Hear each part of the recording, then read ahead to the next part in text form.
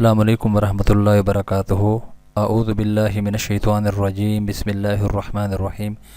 محترم سامعین، میں امید کرتا ہوں خیر سے ہوں گے۔ ایک دعا ہے جس کا اجر و ثواب اللہ تعالیٰ نے اپنے خاص بندوں کے لیے چھپا کر رکھا ہے۔ ابن ماجہ میں حضرت ابن عمار رضی اللہ تعالیٰ عنہما سے روایت ہے کہ رسول اللہ صلی اللہ علیہ وسلم نے فرمایا، ایک مرتبہ کسی شخص نے یہ کلمات کہے، یا ربی لک الحمد کما ینبغی لجلالی وجہک وعظیم سلطانک۔ فرشتے گھبرا گئے کہ اس کا اجر کتنا لکھیں۔